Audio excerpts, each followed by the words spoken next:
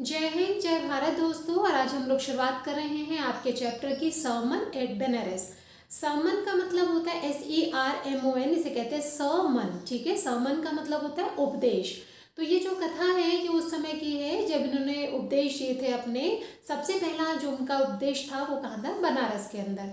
तो पहले थोड़ी सी इनकी बैकग्राउंड की बात करते हैं। ये जो आपके बुद्ध जिन्हें हम लोग कहते हैं या अंग्रेज लोग इन्हें बुद्धा कहते हैं, तो ये जो बुद्ध है, महात्मा बुद्ध या गौतम बुद्ध, कुछ भी आप कह सकते हैं, इनका जो ओरिजिनल नेम था वो नेम था इनका सिद्धार्थ। ठीक है, ये हमारे उत्तरी भारत यानी नॉर्थ इंडिया में ये एक प्रिंस हुआ करते थे। एक राज्य में पैदा हुए राजा के घर पे तो ये प्रिंस हुआ करते थे, मतलब युवराज थे। तो अब क्या हुआ, देखिए जैसे शाही जिंदगी है तो भाई थोड़े मजे मजे में होती है, कोई दुख नहीं पता। हम लोग की तरह थोड़ी है कि भैया पैसों की तंगी देख रहे हैं, ये तंगी देख रहे हैं, हार बीमारी, ये सारी चीज देख रहे हैं। वहाँ पर क्योंकि केयर बहुत होती है, तो रॉयल फैमिली में इनका जन्म हुआ, शाही परिवार में। तो ये बचपन से इन्हें दुख क्या होता है कुछ पता नहीं था। मतलब वही कि मुंह से कुछ बोले उससे पहले ही चीज़ें हाजिर हो जाती थी। तो इस तरह का एक बचपना इन्होंने जिया। ठीक है, जब ये 12 साल के हुए तो 12 साल के होने के बाद इनको जो है स्कूल में भेजा गया।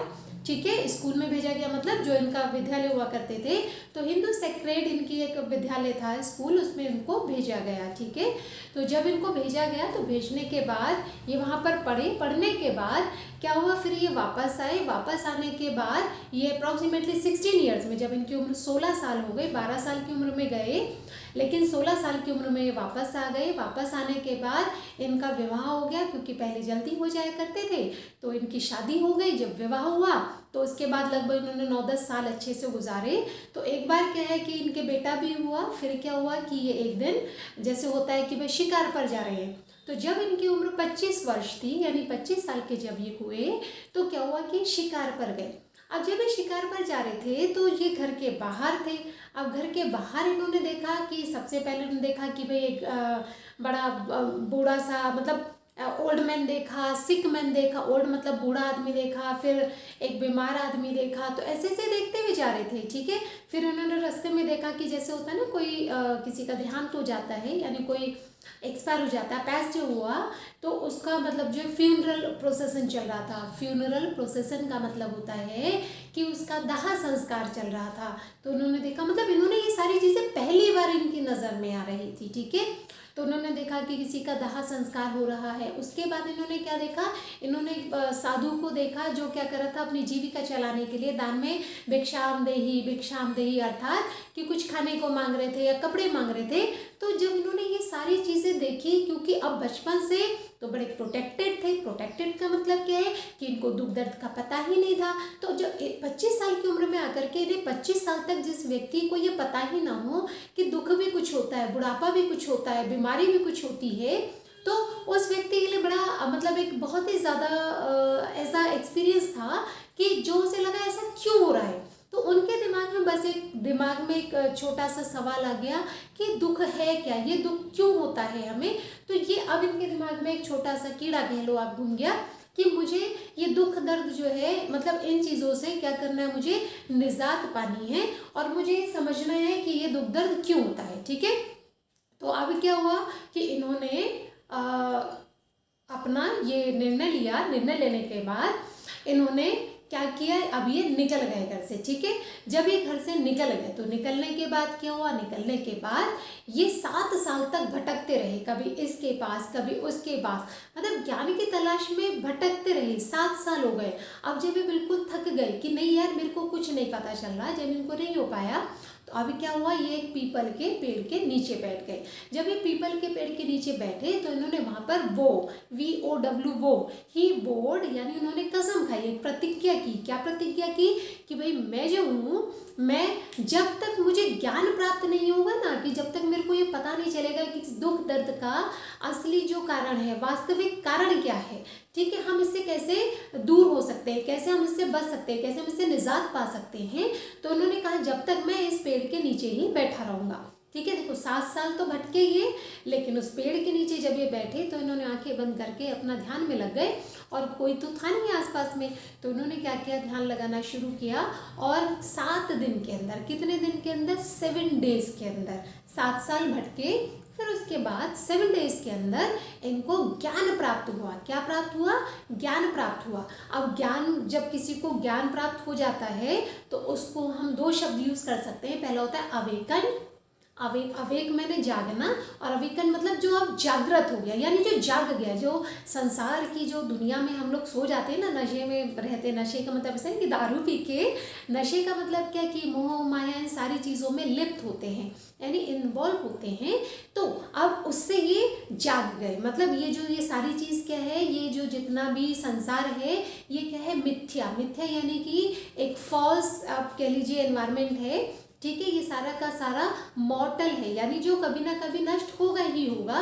तो इनको इस बात का ज्ञान हो गया, इसलिए इनको अवेकन या फिर एनलाइटेंड कहते हैं। एनलाइटेंड मतलब कि जिनका जो दिमाग है या जिनके अंदर एक प्रकाश आ गया है ज्ञान का। ठीक है, क्योंकि ज्ञान प्रकाश होता है जो हर तरफ क्या करता है? उजाला करता है। ठीक, तो उनको ये आया, तो इनको फिर क्या बोला गया?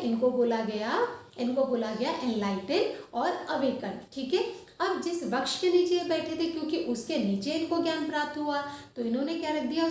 जो पेड़ था वो किसका पेड़ था? पीपल का पेड़ था। किसका पेड़ था? पीपल का पेड़ था। तो इस पीपल के पेड़ का नाम इन्होंने क्या रख दिया? इन्होंने रखा बोधि। क्या रखा? बोधि। बोधि समझ लीजिए पहले क्या वर्ड होता है? BODHI, बोधि।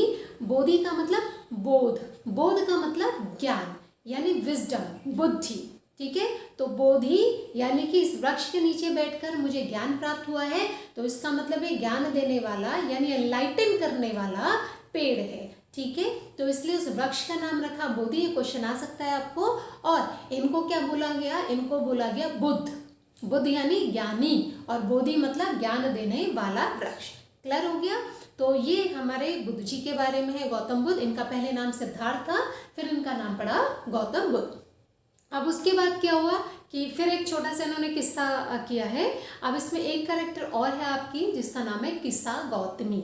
ठीक है, किस्सा गौतमी एक मतलब बहुत गरीब सी लेडी है, और उसके साथ एक छोटा सा मतलब मिसहैपनिंग हुई कि उसका जवान बेटा था, वो जवान बेटा उसका एक्सपायर हो गया। अब आप समझ सकते हो कि उसका और कोई दुनिया में नहीं है, एक जवान बेटा, और वो जवान बेटा ही मतलब बच्चा है ना, तो वो बच्चा उसका मर गया। अब जब किसी का जवान बेटा मर जाएगा तो वो बौखला जाएगा, है ना। वो माँ, सोचो उसकी स्थिति क्या होगी कि वो बिल्कुल मतलब उसको पता ही नहीं है, वो रो भी नहीं रही है, और वो मानने को तैयार नहीं हो रही। क्यों? क्योंकि कहते हैं मौत एक ऐसा सच है जो हमेशा झूठ लगता है ना। हम लोग, आपने सुना होगा, कहते हैं ना, यार मुझे तो अब तक यकीन ही नहीं हो रहा कि वो मर गया। क्यों? क्योंकि मौत है तो सबसे बड़ा सत्य दुनिया का, लेकिन इस पर यकीन नहीं होता।